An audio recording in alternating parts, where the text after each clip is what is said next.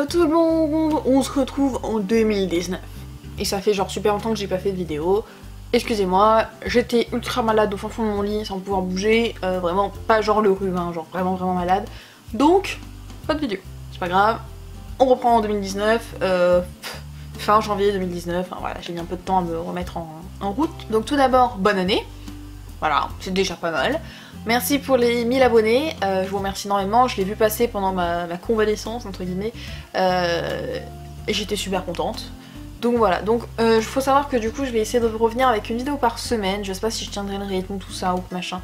On va essayer, je peux vous dire que les prochaines vidéos, donc là vous avez le top flop roman, vous allez avoir le top flop manga, si j'y arrive et si j'ai le courage, manga tech, bouche lèvres tour, faut quand même que je le fasse un jour. Mais tout va bien le chat, elle est arrivée en cavalant, genre en mode je vais te griffer. Et comme elle m'a déjà traqué 4 fois le bras cette semaine, oui, tout va bien Brooklyn. Y a pas de souci. Donc je disais bouche avec tour, manga tech parce que ça fait un moment, là je les ai encore rangés.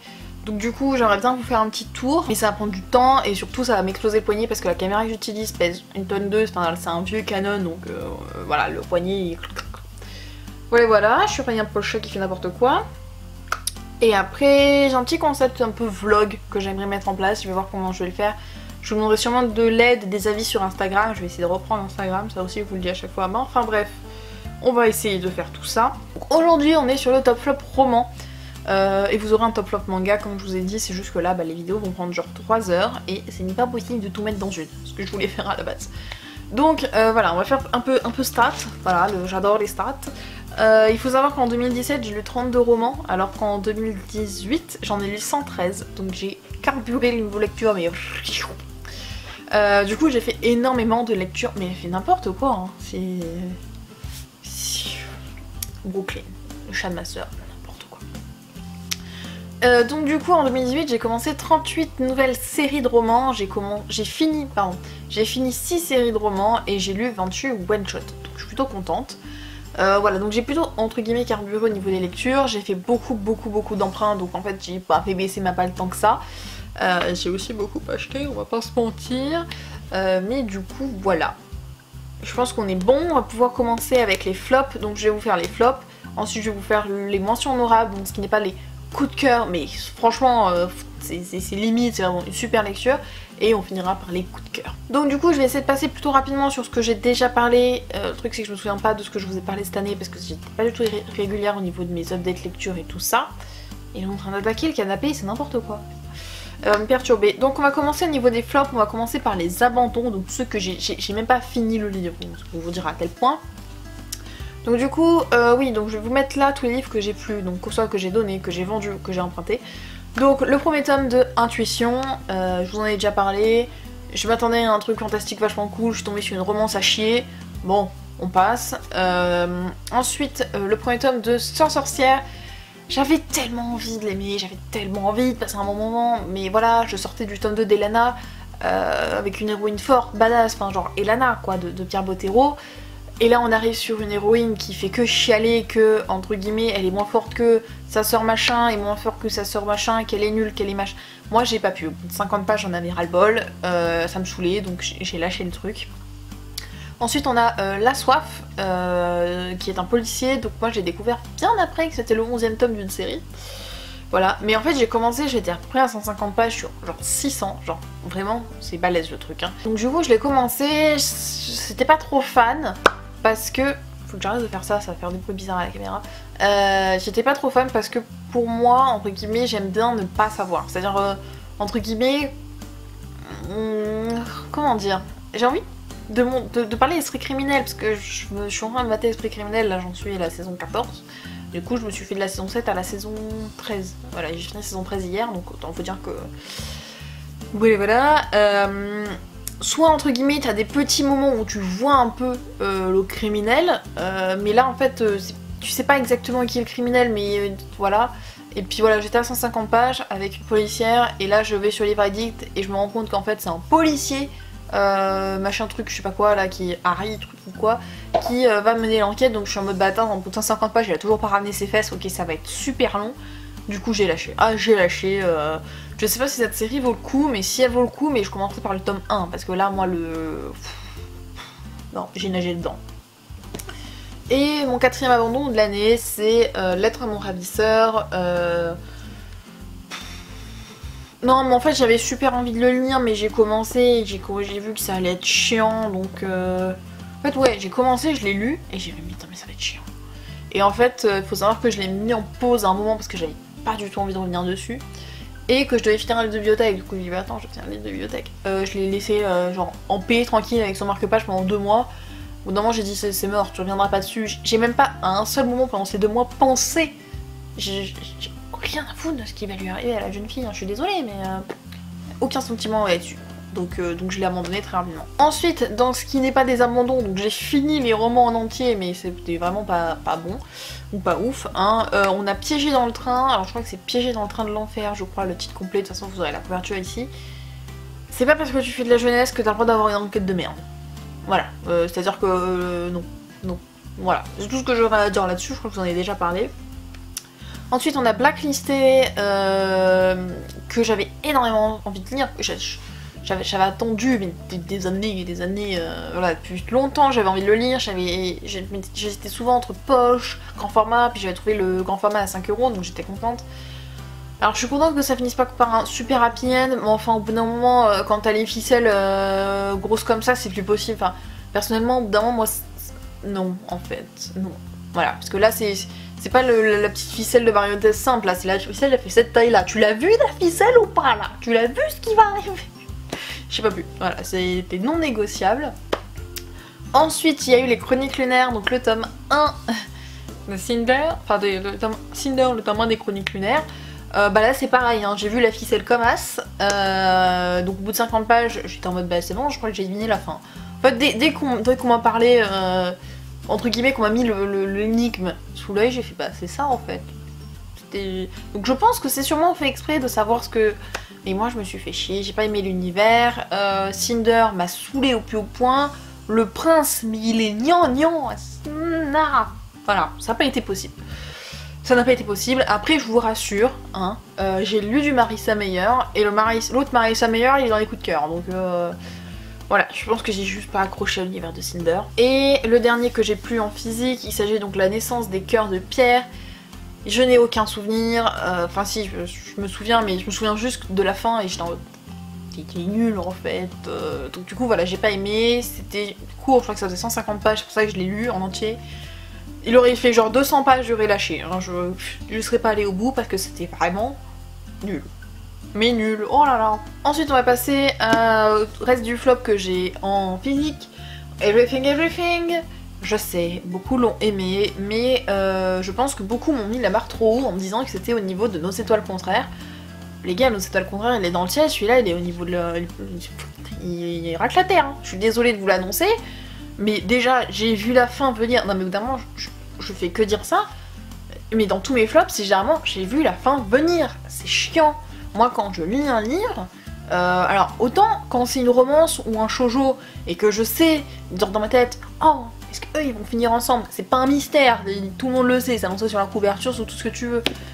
Quand t'as entre guillemets un truc où c'est censé tomber bam comme ça, et que c'est pas bam en fait, parce que toi tu l'as déjà vu venir depuis longtemps, bah moi ça m'intéresse pas en fait, ça me saoule, parce que je lis pas pour ça, je lis pas pour avoir déjà l'histoire en tête et faire ah ouais l'auteur il a eu la même idée, ah c'est bien ça, non bah non en fait, pas du tout. Voilà, donc du coup, moi on l'avait vendu comme Nos étoiles contraires, j'ai juste eu envie de relire Nos étoiles contraires parce que niveau personne malade, raconté dans un roman, John Green is the best. Ensuite on continue avec les hécatombes, Guillaume Musso, donc Central Park, le premier que j'ai lu, je vous en ai déjà parlé il me semble, mais déjà je trouvais ça ultra bizarre qu'une flic ne veuille pas voir les flics parce que... Ah mais non mais les flics ils vont tout de suite penser que je suis coupable. On peut arrêter la diabolisation des flics, et surtout la diabolisation des flics par les flics. C'est quand même ultra chelou. Et alors, le bam de fin, là, c'est pas que je l'ai pas pu venir, c'est qu'il est à chier. C'est-à-dire que là, j'étais en mode, ah bah moi aussi je peux faire des romans et avoir cette fin là comme ça. Ah bah c'est super easy, moi aussi je peux le faire. Donc non, j'étais en mode non. Après on m'a dit que c'était pas... C'était un genre un peu particulier et qu'il en avait d'autres. Si vous en avez d'autres à conseiller, pourquoi pas. Mais franchement celui-là, ah c'était un enfer. Ah heureusement il est écrit gros. Parce que c'est un enfer. On continue dans les thrillers avec La fille du train. Je l'ai lu pour la lecture commune sur le book club de Livre Addict. J'avais galéré à le trouver en plus parce que je le trouvais plus dans Emmaüs et puis juste avant la lecture je l'ai trouvé. Bah là c'est pareil, j'ai vu toute la fin venir et je suis désolée, mais il n'y a aucun personnage qui n'est attachant. Il y a beaucoup de gens qui ont dit que le personnage principal était attachante parce qu'elle était alcoolique. Non. Non, en fait non. Je suis désolée, mais il y a personne qui est attachant.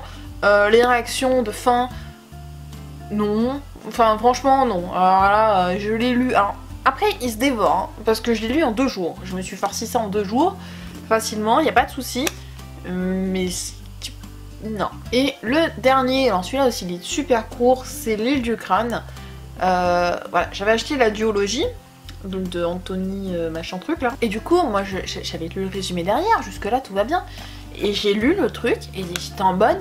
Déjà, au début, j'étais en mode, mais c'est trop bizarre. Parce qu'à un moment, t'as quand même le père de famille qui poignarde la mère. Alors, on est dans un monde tout à fait humain, hein. Je le pose là, on est dans un monde normal.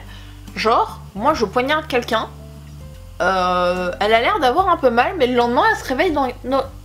Bah non en fait, tu poignardes pas quelqu'un en plein cœur et tout va bien se passer. Tu lui plantes pas une fourchette dans la main et tout va bien se passer. Non. Donc déjà, moi j'étais en mode, est-ce que c'est genre ultra bizarre ou... Parce que si c'est censé être drôle, c'est pas drôle en fait. Et puis voilà, donc du coup on a David qui est envoyé dans une école un peu bizarre. Et là moi j'étais en mode mais elle est pas bizarre ton école en fait. Enfin comment dire, c'est pas qu'elle est pas bizarre, c'est juste que elle disait pas la 4ème de couverture. Parce qu'en fait la 4ème de couverture, elle te dit le foutu cliffhanger de fin. C'est-à-dire qu'au bout d'un moment, moi j'étais en mode bah, c'est évident. Enfin, et puis à la fin, quand il y a eu le cliffhanger, j'étais en mode ah mais d'accord pour... Donc du coup je reprends parce que ma caméra m'a coupé. Au cliffhanger de fin, t'as le personnage... Enfin moi je comprends que le personnage il savait pas. Moi j'étais en mode ah mais en fait c'est ça le cliffhanger. Tu veux dire c'est ce qu'il y a écrit sur la 4ème et sur ce qu'on te vend comme étant l'histoire. Bah non en fait. Donc du coup j'ai lâché. Hein. Voilà, j'ai lâché, c'était bizarre et en plus c'est pas intéressant. Et franchement il faut vraiment arrêter. Alors c'est même pas sur la 4ème de couverture. C'est sur, je vous mets, c'est genre là en fait que c'est spoilé. C'est genre là ça va encore mais là c'est spoilé en première ligne. Eh les gars, non en fait, ça se fait pas comme ça. Bref, on a fini avec les lectures de merde. Voilà, je suis désolée de vous appeler comme ça, mais voilà, moi j'ai pas aimé, j'ai pas aimé. Si vous avez kiffé, le fait que j'ai pas aimé, ça n'enlève rien au fait que vous avez kiffé votre lecture. Je tiens à le remettre là comme ça, là, je vous pose là, hop, je vous pose là. Ça ne change rien, hein. C'est comme si moi j'ai kiffé un truc, vous pouvez le détester, ça ne changera rien à ma lecture. Bref, on va donc passer au... J'ai mon truc qui fait que tomber. Aux mentions honorables, donc comme d'hab, comme de nouveau, on va d'abord parler des titres que j'ai pas en main. Donc en mentions honorables, on a Kelana le tome 3 que j'ai lu. C'est pas que j'ai pas aimé, c'est juste qu'il y a une sensation d'amertume sur ce tome, parce que la suite n'est pas traduite en français, et que vu déjà comment en français c'est bien galère niveau termes, tout ça, je suis en mode en anglais, faudra un peu de temps avant que je puisse lire Kelana en anglais. Donc voilà, il était super bien ce tome, mais voilà, un petit coup d'amertume sur la traduction. Ensuite on a le tome 1 de Diabolique, que j'ai énormément kiffé, mais alors là j'ai rien pu finir. Là c'était... Par contre je ne sais pas si le tome 2 vaut le coup, dites-moi, parce que pour moi la fin en fait c'était genre... Bah moi ça me convenait comme un one shot en fait. Et j'ai lu un peu le résumé, enfin le synopsis du tome 2 et ça me tente pas des masses. Donc s'il y en a qui ont lu, dites-moi si il vaut le coup ou pas du tout. Ensuite j'ai lu les 2 premiers tomes de La Faucheuse de Neil Shusterman. Ça n'a pas été un coup de cœur, mais franchement c'était ultra bien. Voilà, moi les 2 personnages, je sais même plus comment ils s'appellent, j'ai envie de l'appeler Rocha, mais non, je crois qu'il s'appelle Cindy ou Sindra ou Kadra, et l'autre il s'appelle Rowan je crois. Ah j'ai adoré. Et la fin du tome 2 est beaucoup trop bien. Voilà, quand je pose là, c'est beaucoup trop bien. Ensuite je me suis lu le premier tome de Time Riders, que j'ai kiffé. Ah franchement je m'y attendais tellement pas, j'ai flippé. Ah il y a le moment stressant là, il y a eu les miquettes, hein. Il y a eu les points de miquettes sur ce tome. J'ai très envie de me lire la suite. Ah il était super bien. Ensuite je me suis lu La Vérité sur l'affaire avec Kébert, parce que je voulais le lire avant de voir la série, parce que je regardais la série avec ma mère qui avait déjà lu le livre, et ma mère qui a une tendance à spoiler qui est assez impressionnante. C'est-à-dire qu'en fait, elle te... C'est pas elle spoil vraiment, elle fait pas exprès, elle fait « Hey, t'as vu le... ah non tu sais pas, ah non je te dis rien, ah non c'est horrible. Du coup j'ai dit il faut que je lise l'histoire pour savoir, comme ça moi c'est sûr, j'aurais pas de spoil, j'aurais pas de machin. L'histoire était vachement cool et ultra prévisible, non pas du tout, ultra imprévisible justement. J'ai vraiment adoré et je pense que je m'en irai d'autres Joel Dicker parce que je crois qu'on en a d'autres dans la maison donc voilà. Et le dernier que je n'ai pas en mine, c'est Rouge Toxique qui est du coup un roman vampirique ultra cool. Pas du tout gnangnan, pas du tout ultra cool. Je suis juste entre guillemets plus ou moins déçue de la fin, mais c'est pas vraiment être déçue parce que je trouve que la fin est bien. Mais je suis en mode encore j'aurais préféré autre chose. L'autre choix c'était bien, c'était sympa, le choix B, il était cool hein, aussi. Voilà, j'ai vachement bien aimé et je sais que du coup l'autrice, parce que du coup il y a plein de rappels dans le livre, entre guillemets il y a des personnages qu'on retrouve dans le livre qui ont déjà leur histoire écrite dans d'autres livres. Et du coup ça me planterait bien de les lire. Voilà, donc du coup j'aimerais bien les lire, donc voilà, je pense que je m'en occuperai quand je passerai sur un stand des éditions Naos. Alors je crois que c'est ActuSF, le gros groupe qui regroupe Naos et tout ça. Du coup, quand j'irai dans une convention littéraire, j'essaierai de trouver les autres tomes. C'est des one-shots hein, qui peuvent se lire indépendamment, mais j'aimerais bien avoir d'autres auteurs, d'autres histoires de cette autrice. Ensuite, du coup, on va passer aux poches. Du coup, des mentions honorables. On a le tome 1 de Le Puits des Mémoires, donc de Gabriel Katz. Il était genre ultra bien et ça m'a commencé à me mettre un bon pied dans la fantasy adulte et j'ai ultra envie de me plonger bien plus dans la fantasy adulte. Voilà, et du coup j'ai bien aimé, du coup là j'attends de me trouver le tome 2 et le tome 3 parce que de ce que j'ai compris, quand tu finis le tome 2, t'as vraiment envie de lire le tome 3 tout de suite. Ensuite je me suis lu L'élégance du hérisson que ma soeur m'avait acheté il y a un moment et qui m'avait ultra conseillé. Et j'ai eu beaucoup de mal au début parce que c'est un style d'écriture assez soutenu, ce que j'ai pas du tout l'habitude, donc j'ai mis pas mal de temps à le lire, mais il était vachement sympathique et j'avais appris un terme que j'ai oublié, mais ce qui veut dire en original, et je crois que c'est dans le texte. Voilà, j'avais appris 2-3 trucs que j'ai totalement oublié, mais j'ai beaucoup aimé l'histoire, et oui, c'est un chat sur la couverture, alors qu'on parle d'hérisson, et vu ma mémoire, je ne sais même plus pourquoi il y a un chat. Ah si, c'est bon, c'est bon, je sais normal qu'il y a un chat. Tout va bien. Ensuite, dans les mentions honorables, on a les 3 premiers tomes de Mathieu Hindalf, que j'ai découvert cette année, je connaissais pas du tout, et j'ai kiffé. Voilà, excusez-moi, mais le jeunesse qui est pas du tout prévisible, par exemple le tome 2 et le tome 3 est totalement imprévisible. Le tome 1, je vous en avais déjà parlé, ne lisez pas le résumé parce que le résumé vous spoil, je pense 90% du bouquin. Donc du coup je lis pas du tout le résumé pour les autres.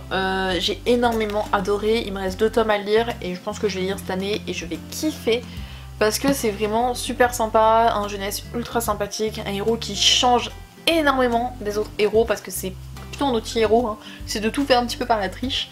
Voilà, donc c'est vachement cool, c'est une série que j'ai adoré découvrir. Ensuite, une autre début de série, donc c'est le tome 1 de Six of Crows. Vous avez entendu parler partout, il me reste le tome 2 à lire, il faut que je me mette du temps, prendre du temps pour le lire parce que j'ai tellement aimé Six of Crows, à part comment ils s'appellent là, les 2 chiants là, Mathias et comment c'est Mathias, c'est quoi là et Nina je crois, non, qui m'a fait saouler au point, je crois quoi, c'est Mathias et Nina, mais tout le reste ils sont géniaux, dont Jasper. J'ai un coup de cœur sur Jasper, donc voilà, donc il faut que je me lise la suite. Et après, je me prendrai sûrement Grisha. Même si je suis pas sûre parce que de ce que j'ai compris, Six of Crows est écrit après. Du coup, Six of Crows est logiquement mieux écrit que Grisha. Logiquement. Ensuite, en mentions honorables, on a... Donc là, on passe au grand format en mentions honorables. 13 Reasons Why.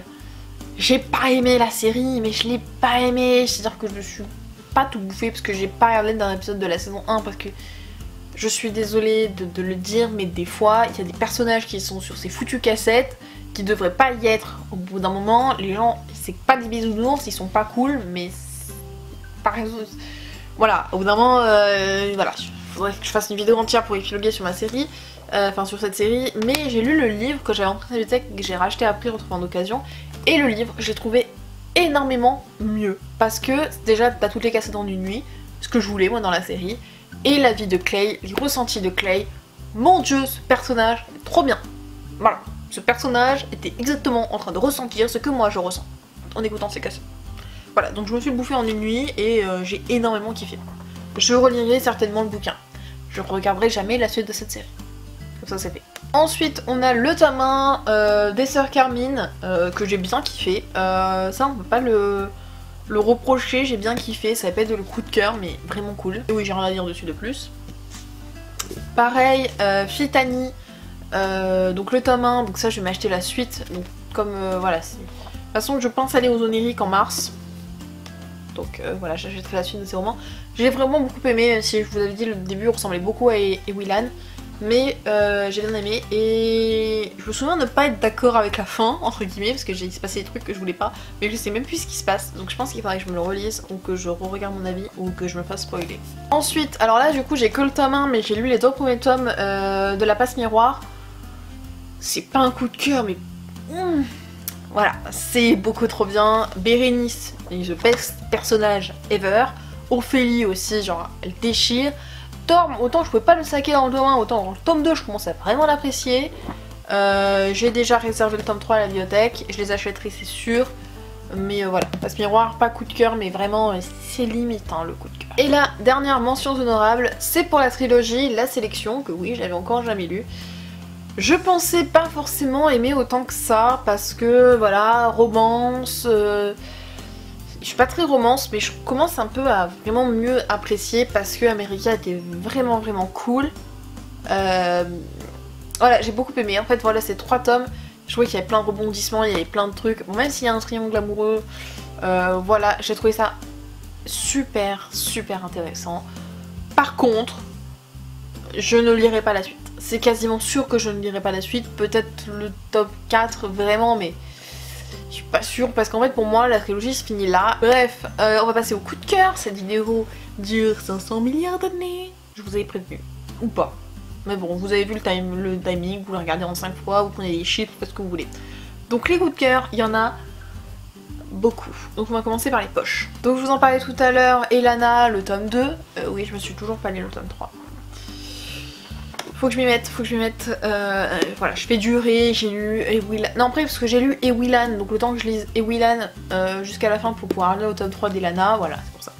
Mais du coup, très gros kiff au niveau d'Elana. Ensuite, j'ai commencé la saga Succubus, et j'ai grave kiffé, pour l'instant j'ai lu les 2 premiers tomes, mais j'ai adhéré comme c'est pas possible, et surtout que le premier tome m'a fait passer un excellent moment, alors que clairement, j'étais pas ça, hein, je dormais quasi. Alors j'ai un petit problème, ma carte s'est coupée, ça j'ai l'habitude, mais en même temps elle m'a dit oh je me reconnais plus, ça fait un petit moment que je filme quand même. Donc du coup je crois que ça vous a laissé sur mon imitation de Valentin dans la série Shadowhunters. Voilà, donc j'ai lu les 3 tomes, donc pour moi c'est ce que j'ai compris, c'est la première trilogie de The Mortal Instruments. Je me suis acheté les Origins pour les lire. Et après je reprendrai The Mortal Instruments, mais ça commence à devenir une de mes sagas favorites. J'essaie de les lire, en fait je sais pas, j'hésite, vous allez me dire en commentaire, est-ce que je me rush la série entre guillemets, parce que là actuellement je peux vraiment me mettre à jour, c'est-à-dire parce que j'ai les Origins, j'ai les tomes 4, 5, 6 et la bibliothèque à Renaissance, donc il me manque que Shadowhunters Academy que je lirai sûrement en anglais et les Chroniques de Ban que je lirai aussi sûrement en anglais si je peux. Et du coup j'hésite, est-ce que je vais doucement pour profiter parce qu'il n'y en a pas des masses donc ça en fait, ou est-ce que je rush parce que cette série est beaucoup trop bien. Et du coup je sais pas si l'angle de caméra a changé parce que j'ai dû enlever la carte, remettre la carte tout en restant ici parce que j'avais la flemme. Bon je vous ai parlé de Elana, donc je vous parle de Ewilan, donc le 3e tome et le dernier de la trilogie, donc les mondes d'Ewilan, que j'ai énormément kiffé, j'ai bien aimé, c'était assez rocambolesque non. En fait, il y a juste la fin où vraiment, je pense que j'en avais déjà parlé, mais vous avez un personnage où en fait, il y a vraiment un moment où t'es vraiment en stress parce que c'est en mode, ok, c'est un peu le seul moyen et c'est vraiment un moyen où t'as pas envie que ce soit ce moyen-là. Et à la fin, t'as un personnage qui fait hop là, allez, hop, c'est parti, et puis on s'en fout. Voilà, du coup, ça m'a fait un peu rire et en même temps, j'étais en mode, bon, voilà, mais la série est vraiment géniale, donc bon. J'ai hâte de me finir Elana et j'ai très hâte de me lire l'autre parce que j'ai vu qu'il y avait un lien entre l'autre et... Voilà. Je spoilerai pas mais j'ai fait une petite recherche sur internet parce que à un moment il y a une question que je me posais dans Ewilan, je me disais mais attends comment c'est possible ça? Et là j'ai tapé et on m'a dit ah mais tu trouves pas la réponse dans... Ah et j'étais en mode ok, je ne lis pas plus, je lirai l'autre. Ensuite je me suis lu les 2 premiers tomes de l'apprenti épouvanteur, enfin l'épouvanteur. Franchement je pensais pas autant aimer, je me suis lu le tome 1 et je me suis quasiment lu le tome 2 dans la foulée, j'ai juste lu un livre entre, ce qui m'arrive quasiment jamais. Mais j'ai tellement kiffé, je me suis déjà acheté le tome 3 et le tome 4. Je sais que je pense que c'est une série que je vous ferai d'abord à la bibliothèque et ensuite que j'achèterai parce que le tome, c'est pas qu'il coûte cher, mais c'est qu'il y en a beaucoup. Beaucoup. Et franchement c'est une série qui est géniale. Moi je la trouve pas horrifique parce qu'il y a à lire, attention à ne pas lire la nuit, je la trouve pas horrifique. Je la trouve stressante, je la trouve imaginairement intéressante. Enfin voilà, j'aime beaucoup l'univers et tout ça. J'aime beaucoup parce qu'en fait le tome 1 présente vraiment l'univers et les tomes 2 montrent que l'auteur a l'intention que, entre guillemets, l'épouvanteur premier du long, je sais pas, voilà, l'épouvanteur qui forme Tom, du coup, qui lui est l'apprenti de l'épouvanteur, c'est pas genre l'épouvanteur invincible en fait, c'est pas genre oh, il claque des doigts et off. Et Tom, du coup, bah, c'est un peu en nulos, tu vois, parce que l'autre épouvanteur il ferait ça et l'autre il dit bah tu y arrives pas, hein. Non, c'est là où tu vois la difficulté du métier, c'est que l'épouvanteur, certes il connaît des trucs, certes il a des petites capacités, mais enfin c'est pas Superman, il sait pas tout faire en fait, il a aussi des difficultés et j'ai trouvé ça vachement cool. Et du coup j'ai très hâte de lire la suite. Et l'avant-dernier, Follow Me Back le tome 2, je l'ai tellement attendu après le tome 1 qui était un gros coup de cœur et le cliffhanger du tome 1 aussi. Je l'ai beaucoup aimé, c'est un coup de cœur quoi, hein. Je l'ai beaucoup aimé, j'ai trouvé ça vachement intéressant. Cette fois-ci on part sur Snapchat et du coup c'était vachement intéressant. J'aime beaucoup parce que voilà, il y a une... Ah il s'appelle Thorn. Ah bah il s'appelle Thorn. Comme dans Les fiancés de l'hiver. Moi je viens de... en fait vous avez vraiment ce schéma narratif où vous suivez l'histoire mais entrecoupé dans les chapitres. Enfin oui, vous avez un chapitre d'histoire et après vous avez un chapitre où vous avez un interrogatoire entre un enquêteur et finalement un des personnages principaux. Et du coup ça te met sur des pistes, tu dis oh mais qu'est-ce que... Déjà parce que s'il parle avec un enquêteur, évidemment, personnellement, je ne subis pas, comment dire, pas une enquête, mais un interrogatoire tous les 2 jours, hein, donc voilà. Donc c'était vachement cool, je vous invite à lire cette série en 2 tomes. Et le dernier, entre guillemets, on va mettre les 3 dans un truc, c'est, j'ai commencé la Maison de la Nuit, donc j'ai lu les 3 premiers tomes, et j'ai kiffé. Ça paraissait pas comme ça, je l'avais acheté un peu sur un coup de tête à Emmaüs. Donc en fait on a des vampires, donc les vampires c'est pas genre tu te fais mordre et puis tu deviens vampire. C'est un jour t'as une énorme lune qui t'arrive là et les gens sont en mode bah t'es devenu un vampire en fait, t'as été marqué, allez vieux.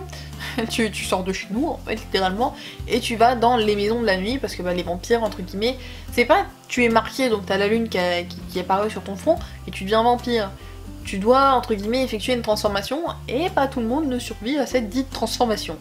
Donc du coup t'es pas trop rassuré, hein. Déjà tu deviens vampire, tu quittes un peu tout, parce que tu as une longévité, tu vis la nuit et tout ça.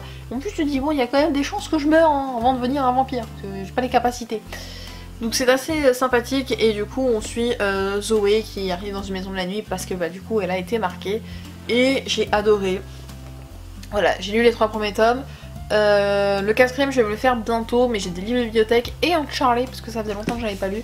Mais je pense que je vais beaucoup avancer sur cette série cette année. J'ai les 8 premiers tomes et il y en a 12 et je crois qu'il y a 2 hors série. Et j'ai beaucoup kiffé. Voilà. Et pourtant je suis pas très vampire, mais franchement cette série elle vaut le coup. Et sur ce je pense que la vidéo fait genre 45 minutes. J'espère que j'arriverai à couper et que ça fasse moins long. Mais du coup j'espère que ce top vous aura plu. N'hésitez pas à me dire quelles sont vos meilleures lectures ou vos gros flops. Moi ça va, j'ai eu peu de flops par rapport aux bonnes lectures. Et puis ben, je vous retrouve normalement la semaine prochaine si j'y arrive pour une nouvelle vidéo qui sera le top flop manga. Eh oui, manga BD. Voilà, j'ai tout mis ensemble cette fois-ci.